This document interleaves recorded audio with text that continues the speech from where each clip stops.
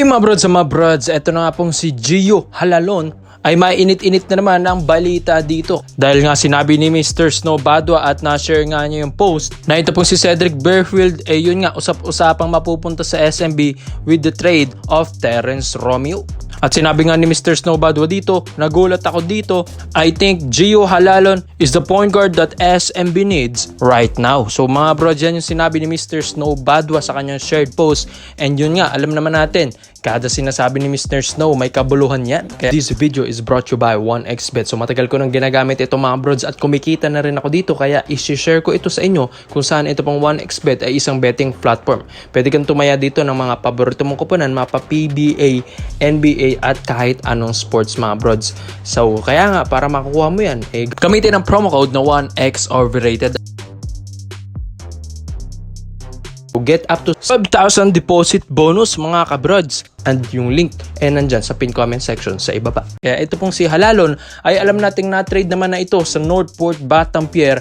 Kasama niya dyan si Abu Tratter kung saan si Xavier Lucero ang nakuha ng Magnolia doon. At yun nga, habang nandito ito pong si Halalon sa Northport mga brods, alam na natin yung galawan ng SMC dyan. Sabi nga nila, dadaan nga lang daw ito pong mga SMC players na napunta dito sa Northport at dadalhin ulit nila or ibabalik ulit nila sa sister team naman ng kabilang koponan ng SMC. So ito pong si Halalon from Magnolia to Northport to SMB. So alam natin yung galawan na talaga mga kabrods ng SMC group. And yun nga, alam natin ng SMB, need din nila ng mga ganitong point guards. So ito pong si Terrence Romeo daw kasi ay sabi nga nila inconsistent na daw ito pong si Dabro. Pero kung tutuusin, medyo mababa nga ang kanyang stats mga brods ni Gio Halalon last season dito sa Philippine Cup kung saan nag-average ito ng 7 or halos 8 points per game lang yan. 4.7 rebounds and 4 assists per game. Not bad na para sa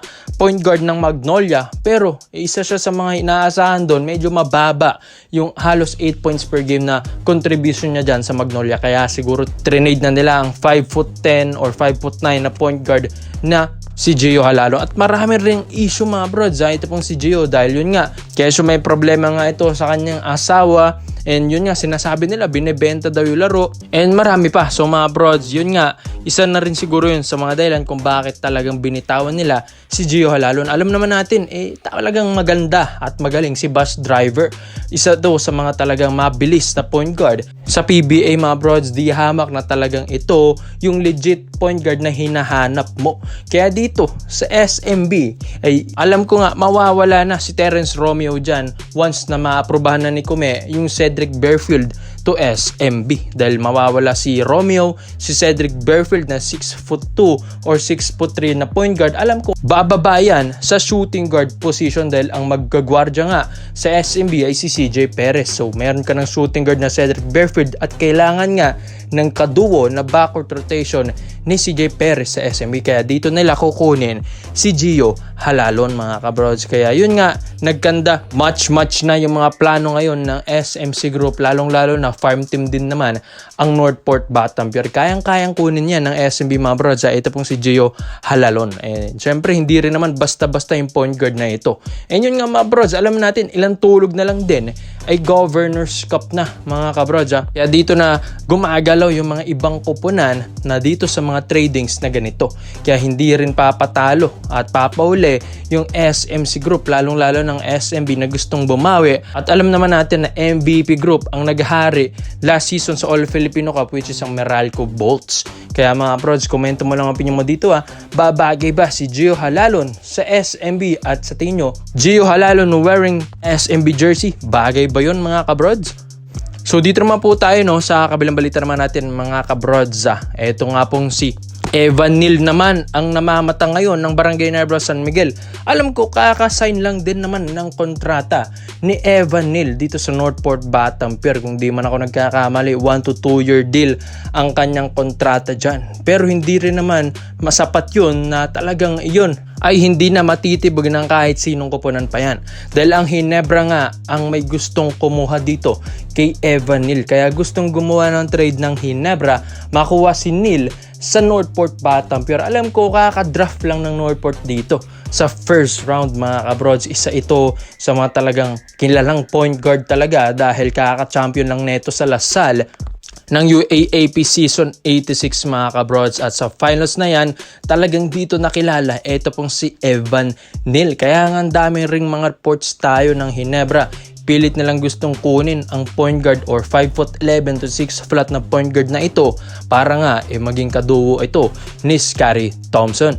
Pero syempre, alam naman natin, RJ Abarrientos, inuha na rin naman ng Ginebra sa draft. Pero syempre, hindi yun sapat na maging yun yung maging point guard ng Ginebra, RJ and Scottie. Kailangan din ng by backup na point guard like Evan Neal na scorer talaga. Biro nyo sa finals ng Lasal kontra UP mga broads, naka 12 points, 7 assists and 6 rebounds. Ito pong si Evan Neal sa Game 3 ng UP Lasal Finals mga broads ng Season 86. So talagang isa ito sa mga nag-ambag ng kampyonato sa Lasal Green Archers with under coach Topex Robinson. And natangal din itong mythical 5. Ito pong si Evan Neal.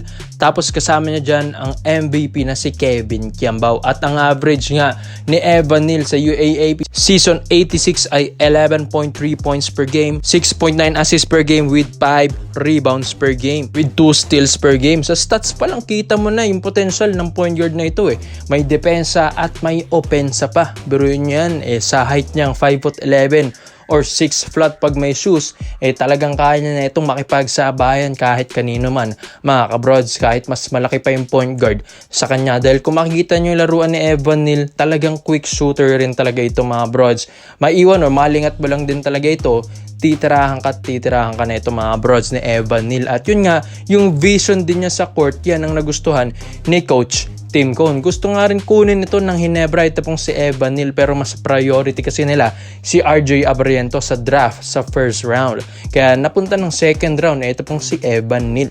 Kaya mga brods, ang daming nakaabang mga trades sa Ginebra. At alam ko ang nasa Northport itong si Evan Neal. At syempre, alam nyo rin naman siguro na yan mga brods na ang Northport ay farm team ito ng barangay Ginebra San Miguel at alam na ng karamihan yan mga kabrodsa. Kaya itong mga draft or mga draft nilang ng mga rookies ay hindi sila makakasiguro na talagang tatagal ito sa kanila. Dahil syempre, saan ba nila nakuha si Malonzo? Di ba sa Northport? Saan nila nakuha si Pringle? Di ba sa Northport? And si Stan Hardinger? Saan ba nila nakuha? Sa Northport mga brods. Kaya dito pipitas ulit ang Ginebra na pwedeng maging kaduo ni Scottie at kabackup nila RJ Abarrientos sa barangay Ginebra San Miguel. Lalong-lalo na ay may edad na si General L.A. Tenorio mga brods. At ilang tulog na lang din mga kabrods yun nga ay Governor's Cup na tayo. Kaya hindi magpapahuli sa mga tradings ang Ginebra ngayon dahil hindi pa nga daw tapos mga brods after ng move nila na makuha yung number 1 pick ng Terra Firma na si Stephen Holt and Isaac Go. Alam ko si Holt mag-shooting guard kasi yan mga brods. Hindi yan pwedeng mag-point lalong-lalo na andyan na si Abarrientos and Scottie. So ang lakas na ng Ginebra mga brods at yun nga magpapalakas pa sila. Kaya komento mo lang mo dito mga brods at isa-isa natin yan. Salamat po sa panonood mga brods.